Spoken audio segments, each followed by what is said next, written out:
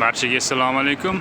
Hozir Abo Akademiya universitetini demak farmakologiya bo'limiga tashrif buyuryapmiz. Demak bu BioCity binosi. BioCityda bir nechta xususiy kompaniyalar ham tashkil topgan. Olimlar ham ilm qilishadi, ham uni kommersializatsiya qilish bilan ishlashadi. Demak bu yoqda mana Farm City, turli xil citylar, to'g'rimizda Elektr City.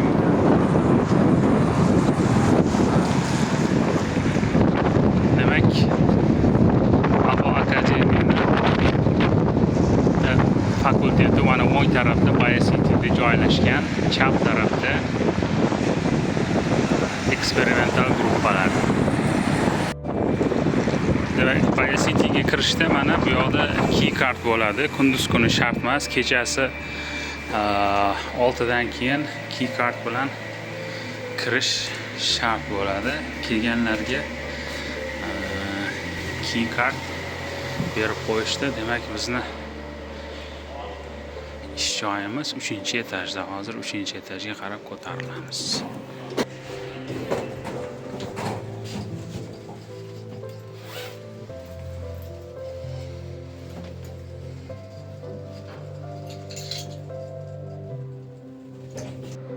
Demak hozir BioCityda 3-etajdamiz. Chap tarafimizda asosan boya aytib o'tganimdek eksperimental gruppa, o'ng tarafimizda modellashtirish bilan shug'ullanadigan gruppalar o'tirar ekan.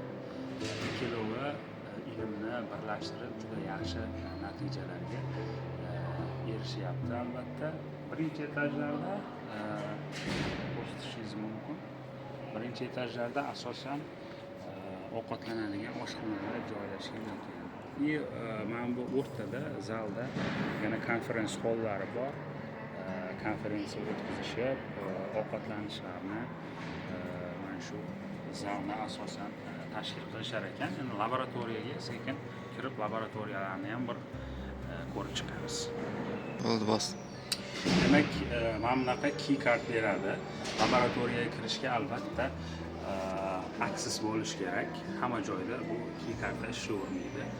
Ma'lum bir etajlarda ishlaydi.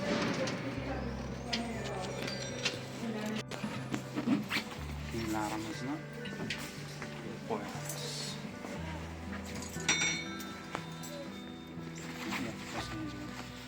Demak,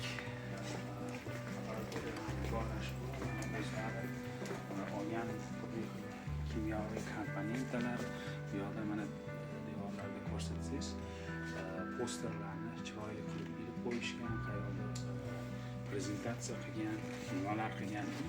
Mana 2012, 14, 15, 17, 18, 2019-yillarda chop etilgan maqolalarni ilib qo'yishar ekan. Masalan, maqolalar posterlar, bu yuqori infaqatli jurnallarda ham maqolalar qilingan ekan. Structural Bioinformatics Laboratory, biz mana shu joyda o'tiramiz.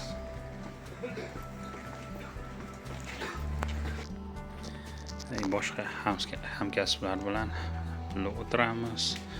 Shogirdimiz Muhriddin o'tiradi bu yoqda, Filip va boshqa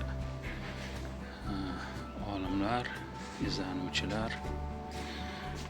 Bu yoqda ichkarida mo'jazgina